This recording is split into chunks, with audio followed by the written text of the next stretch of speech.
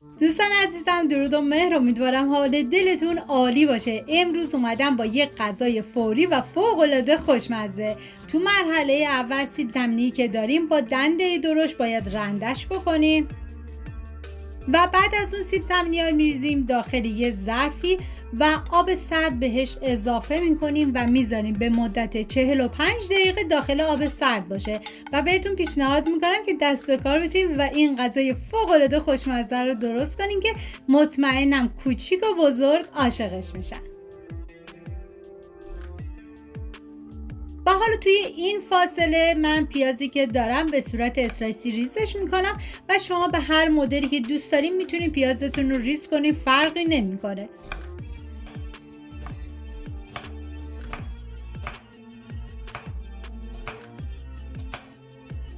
و بعد از اینکه پیاز ریز کردم من داخل تاب کره حیوانی ریختم. شما از هر نوع روغنی که دوست دارین میتونین استفاده بکنین، فرقی نمیکنه. و بعد از اینکه روغن داغ شد، حالا من پیازی که ریز کردم و بهش اضافه میکنم، هم میزنم و میذارم تا پیازها کاملا سرخ بشن.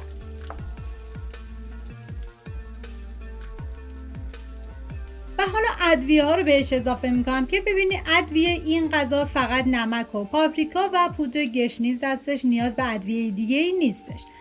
و بعد از اینکه ادویه ها رو اضافه کردم هم میزنم و میذارم تا ادویه ها تف بخورن و عطر ادویه ها آزاد بشه.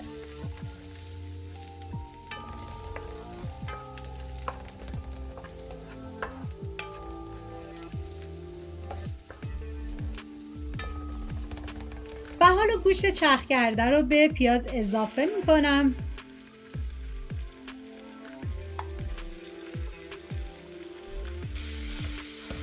و هم میزنم و میذارم تا گوشت چرخ کردم کاملا سرخ بشه. ببینید سر تابه رو بذارید به مدت 5 دقیقه تا گوشت کمی نرم بشه و بعد از اون سرخ بشه. حالا توی این فاصله پیازی که داریم من به صورت اسلایسی ریزش میکنم. ببینید من مقدار دقیق تمام مواد رو داخل دیسکریپشن نوشتم.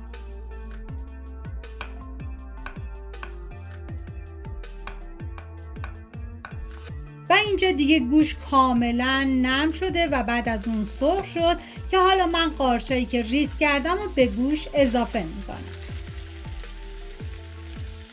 هم میزنم تا همه مواد با هم دیگه مخلوط بشن.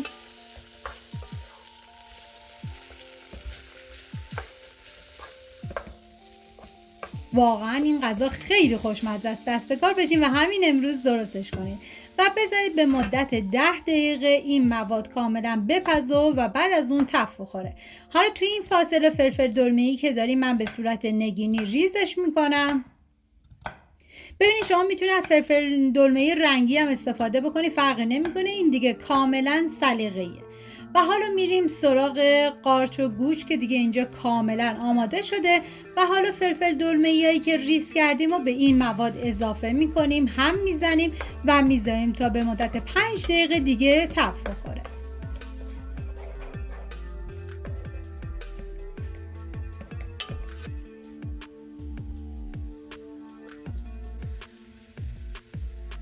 و حالا میریم سراغ گوجه فرنگی که من گوجه فرنگی رو به صورت نگینی ریزش میکنم و شما حتی میتونید که پوست گوجه فرنگی رو هم بگیرید و بعد از اون ریزش کنید.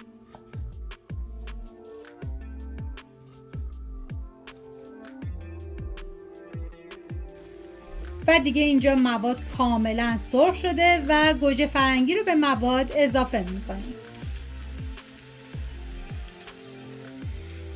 هم میزنم تا همه مواد با هم دیگه مخلوط بشه و میذارم 5 دقیقه دیگه این مواد با گوجه فرنگی هم کاملا تف بخوره.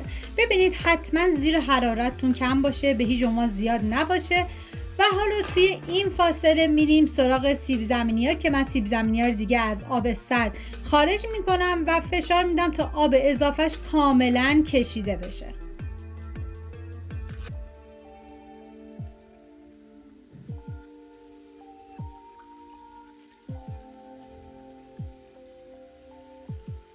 و دیگه اینجا مواد گوشت کاملا تف خوردن. حالا من رب گوجه فرنگی رو بهش اضافه میکنم و میذارم تا رب تف بخوره، رب رنگ خودشو کاملا باز بکنه.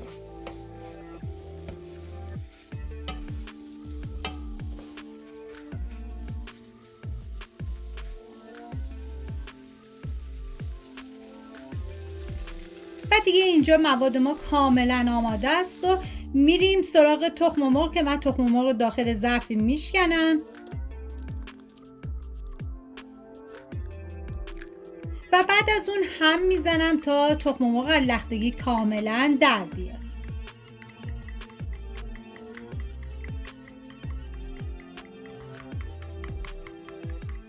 و حالا مقداری نمک به تخم مرغ اضافه میکنم و دوباره هم میزنم.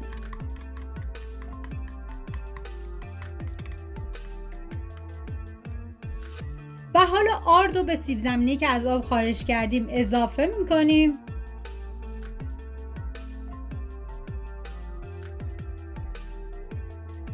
و تخم مرغ هم به این مواد اضافه کرده و هم میزنیم تا همه مواد با هم دیگه مخلوط بشن. ببینید این مواد نه خیلی شل و نه خیلی سفت باشه. پس از اول همه تخم مرغ ها رو اضافه نکنید. من اول 5 تا تخم مرغ اضافه کردم و بعد دیدم که نیازه، دوباره یکی دیگه هم اضافه کردم. و حالا نمک، پاپریکا بهش اضافه میکنم و هم میزنم تا همه مواد دوباره با هم دیگه مخلوط بشن و دیگه اینجا مواد ما کاملا آماده است. و حالا داخل تاب من کره ریختم و بعد از اینکه داغ شد لایه اول از مواد سیب زمینی میریزم و کاملا سطحش رو صاف میکنم.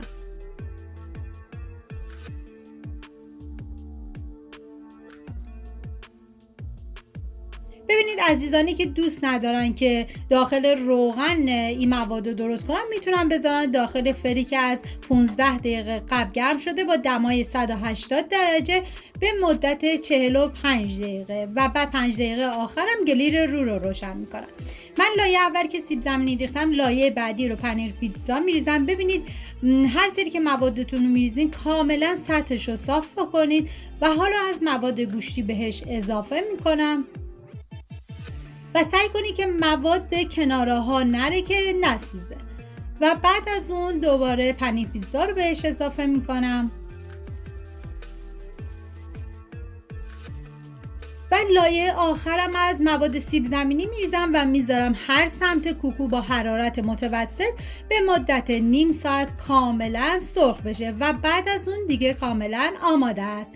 دوستان عزیزم اگه ویدیو مورد پسندتون بود و تا این لحظه کانال رو سابسکرایب نکردید خوشحال میشم سابسکرایب کنید و اگه ویدیو رو هم دوست داشتید لطفا ویدیو رو لایک کنید. لایک شما باعث میشه که این ویدیو در معرض دید افراد بیشتری قرار بگیره و از این طریق هم از من حمایت میکنید.